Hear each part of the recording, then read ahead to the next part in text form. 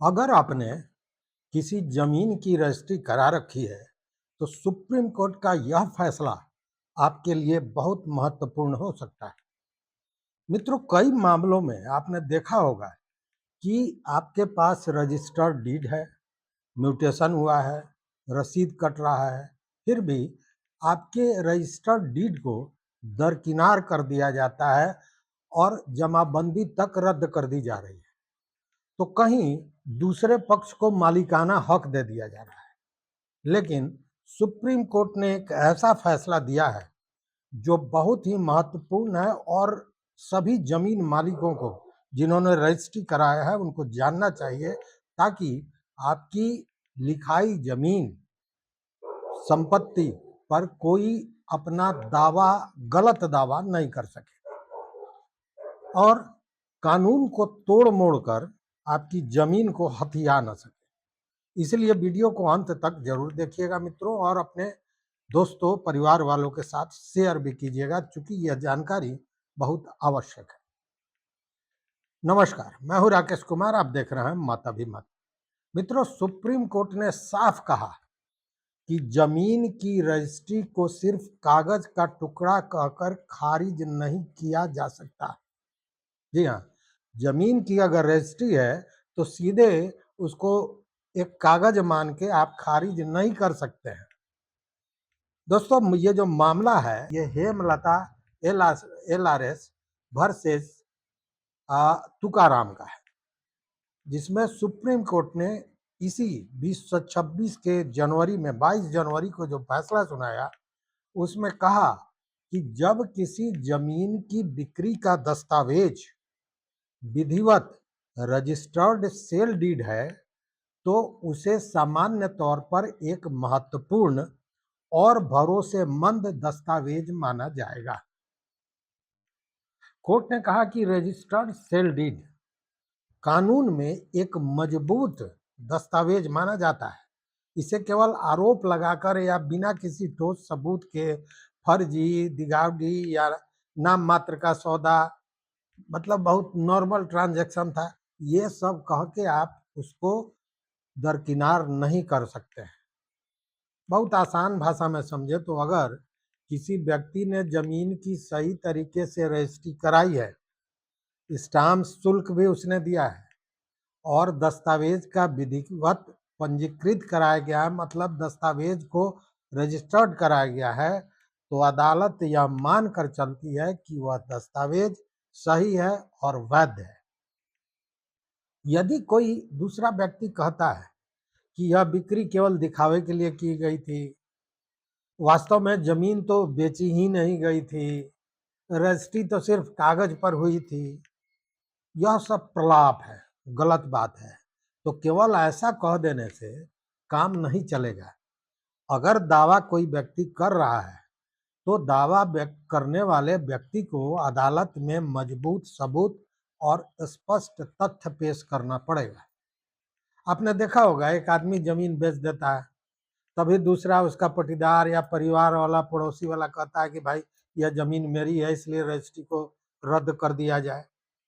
या जब कोई दूसरा आदमी पहले रजिस्ट्री कराने वाले से ज्यादा पैसा दे देता है, मतलब जो आदमी बेच रहा है उसने बेच दिया, एक आदमी को रजिस्ट्री करा दिया, लेकिन तब तक कोई दूसरा व्यक्ति आ गया और उसने कहा कि हम दोगुना पैसा देंगे, तब वही बेचने वाला कहता है कि ना, ये तो गलती से बिक गया, ये हम सच में थोड़े बेचे थे। तो इस तरह का जो मामला है, उसी को लेकर कोर्ट ने इतना बड़ा फैसला दिया है।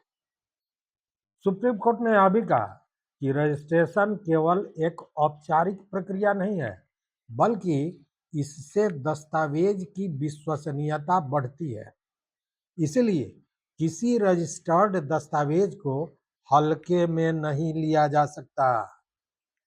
मतलब अगर रजिस्टर्ड है जमीन का दस्तावेज या कोई भी दस्तावेज अगर रजिस्टर्ड है, हालांकि यहाँ जमीन का मामला है, लेकिन यह मान के चलिए कोई भी दस्तावेज अगर रजिस्टर्ड है, तो उसमें जो कानूनी पहलू होता है, जो नियम होता है, उन सारी प्रक्रिया को पार करने के बाद उसका रजिस्ट्रेशन होता है।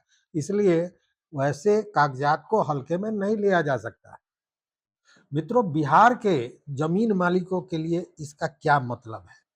क्योंकि केस का फैसला या ये फैसला जो है ये तो सुप्रीम कोर्ट ने दिया है। तो बिहार में इसका क्या असर होने वाला है?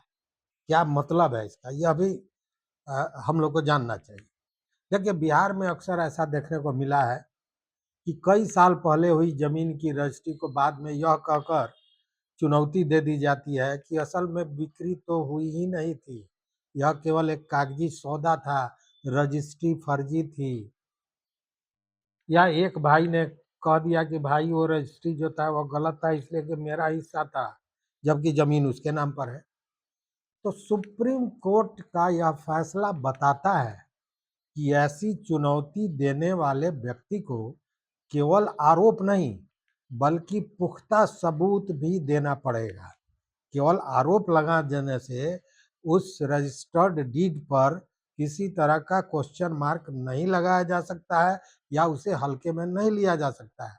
अगर आप आरोप लगाते हैं तो आपको पुख्ता सबूत देना होगा। लेकिन एक जरूरी बात कि इस फैसले का यह कभी मतलब मत लगाइएगा कि रजिस्ट्री हमेशा सही ही माना जाएगा। अब कहिएगा कि अभी आप कह रहे हैं कि रजिस्टर्ड डीड जो है वो उसको हल्के में नहीं ले सकते हैं, उसका बड़ा महत्व है, फिर कह रहे हैं कि सही नहीं माना जाएगा हर रजिस्ट्री। हाँ, यह इसलिए कि यदि किसी रजिस्ट्री में धोखाधड़ी का मामला चलाया कि धोखा देकर किसी ने आपसे रजिस्ट्री करा ली या एक जाल बुना जालसाजी की और उसके तहत रजिस्ट्री करा ली गई है, कोई दबाव डाल के उस पर डर से भय देकर रजिस्ट्री करा ली गई है या फर्जी हस्ताक्षर है या ऐसा कोई भी गंभीर आरोप जो अनियमितता को साबित कर देता है उस रजिस्ट्री के होने में, तब वह रजिस्ट्री वैध नहीं माना जाएगा। तो अदालत उसे रद्द भी कर सकता है। इसलिए जमीन खरीदने या बेचने के समय रजिस्ट्री की कॉपी, खतियान, जमाबंदी, दाखिल खारिज, लगान रसीद और जो अन्य उससे संबंधित कागजात हैं उसको निश्चित रूप से सुरक्षित रखना चाहिए। एकदम स्पष्ट और सीधी भाषा में अगर हम लोग कहें तो कह सकते हैं कि एक विधिवत रजिस्टर्ड सेल डीड को केवल आरोप लगाकर खारिज नहीं किया जा सकता, उसे गलत साबित करने के लिए मजबूत सबूत जरूरी होगा। क्योंकि यह सुप्रीम कोर्ट ने जो फैसला दिया उसके पीछे सबसे बड़ा कारण क्या हो सकता है? देखिए, सबसे बड़ा कारण यह है कि आप देखेंगे कि एक नहीं सैकड़ों आपको ऐसे केस मिलेंगे कि रजिस्ट्री हो जाती है और उसके बाद मामला न्यायालय में चला जाता है। ये कहा जाता है कि ये रजिस्ट्री गलत है, कारण तरह तरह के दिए जाते हैं। उसमें 50% से ज़्यादा ऐसे मामले होते हैं जो केवल आरोप लगाया जाता है जिसका कोई पुख्ता सबूत नहीं होता है।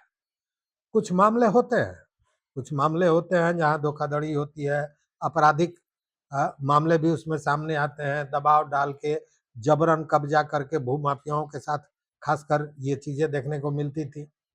तो लेकिन उसमें बहुत सा केस ऐसा होता है जो केवल आरोप होता है, लेकिन उससे जो जमीन बिक्री करने वाला है वह परेशान होता है, जो खरीदने वाला है वह परेशान होता है, न्यायालय का समय बर्बाद होता है।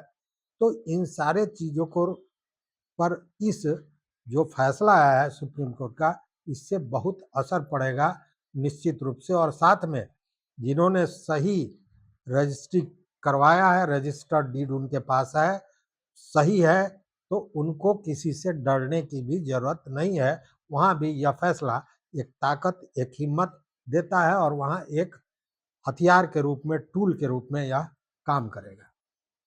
तो मित्रों, यह जानकारी आपको कैसे लगी जरूर बताइएगा। अगर आपको ये जानकारी अच्छी लगी तो शेयर कीजिए, लाइक कीजिए। लेकिन अगर ऐसा कोई मामला आपके साथ हुआ है तो कमेंट बॉक्स में जरूर बताइए। यहाँ तक साथ देने के लिए बहुत बहुत धन्यवाद, कोटिशाह आभार।